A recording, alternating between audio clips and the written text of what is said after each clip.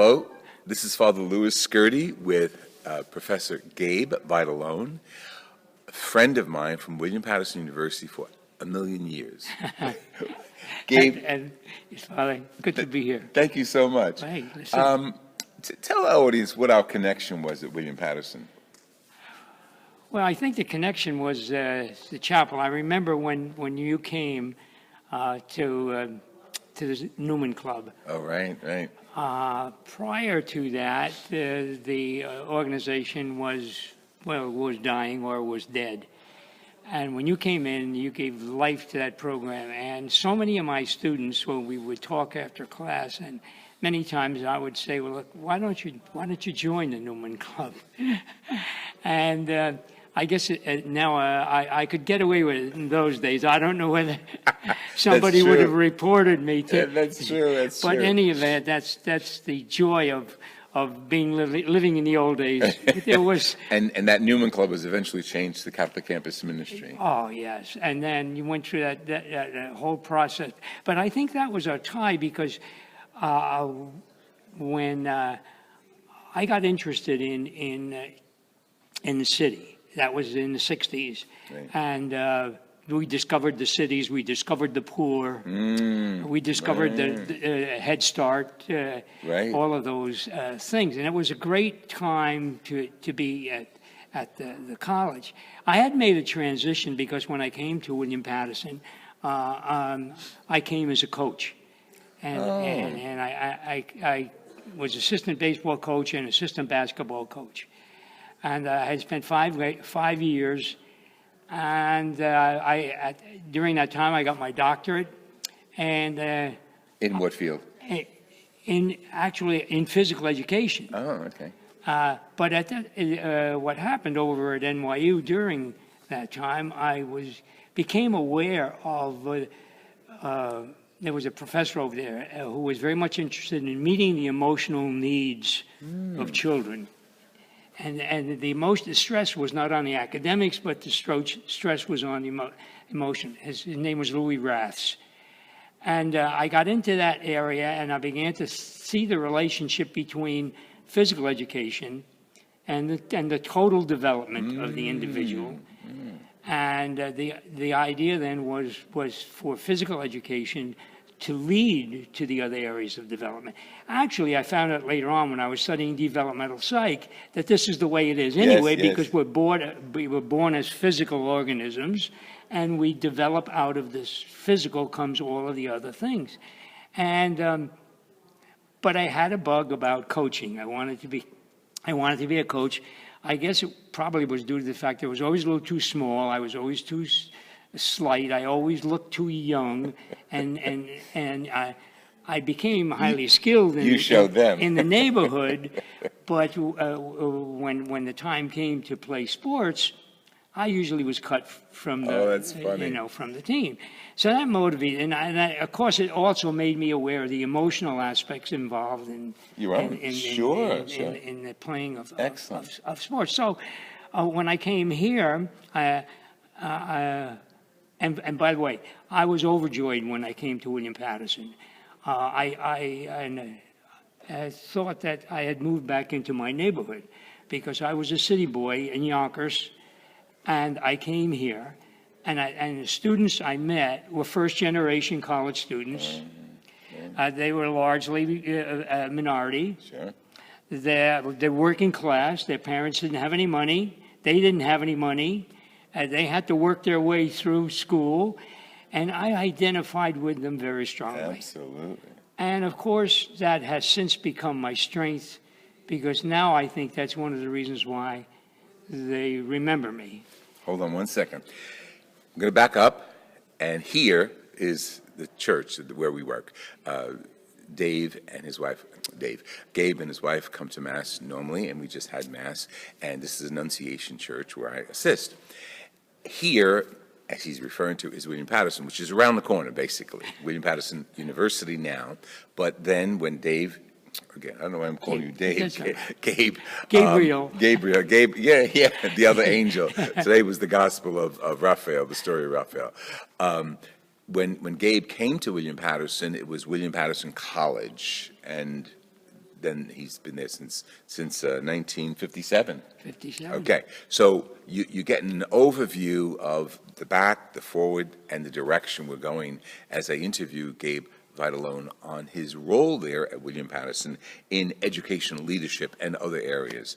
So it started out in the sports arena, and then it dovetails into education for the whole person, which is great. Yes. I read a book years ago, it affected me a great deal, Holiness is Wholeness, Joseph Goldbrunner, and it really affected my way of thinking about faith and people. You can't pray unless you're, well, the old phrase was, you can't preach them unless their bellies are full. But it meant reaching the whole person, not just the soul, head, body, and soul.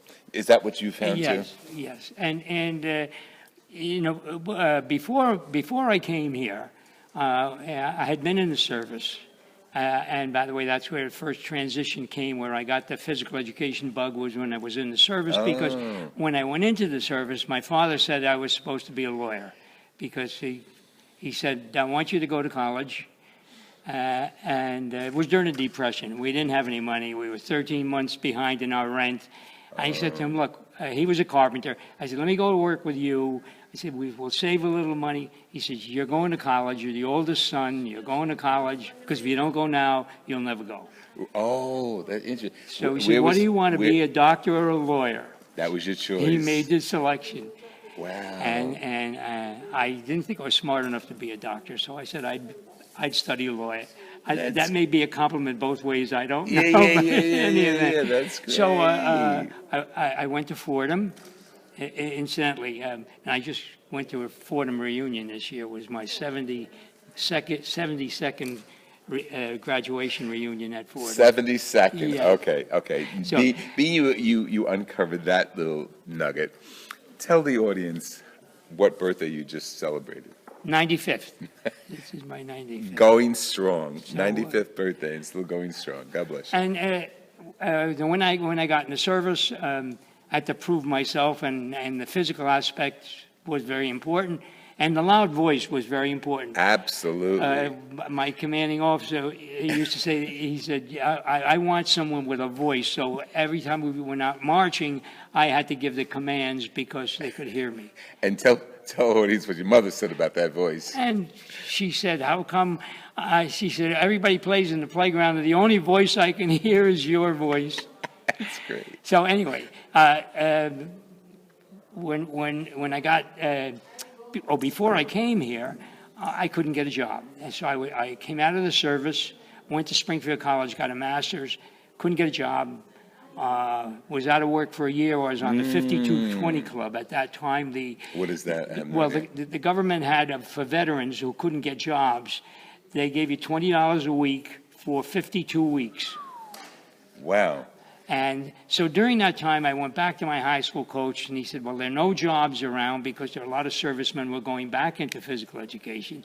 He said, there are no jobs around, but I'll let you, if you want to help me, you can handle the JV team, and you can be an assistant football coach. And where was that? In Yonkers High School. Wow. So I did that for 51 weeks, and I was thinking about going back in the Army. I couldn't get a job. I looked too young. I looked about 12. 17. Oh, it was unbelievable. You're 95 now, and look at how young you look. So I finally, a friend of mine was coaching summer baseball up in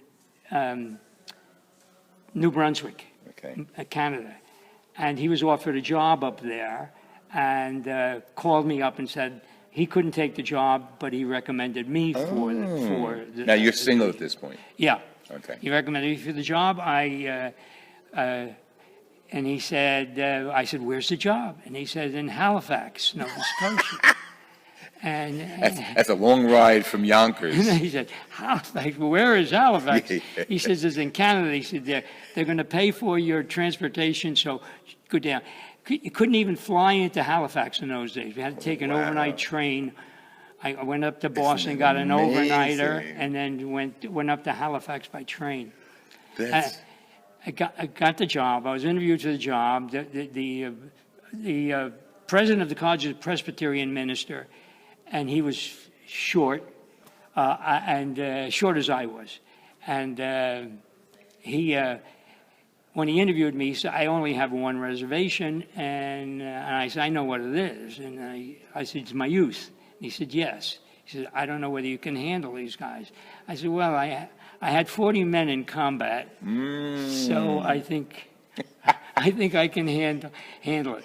Anyway, I spent 3 years there. I did very well, coached Canadian football, basketball. Wow. Met Evelyn and knew that it wouldn't work out if I stayed in Canada.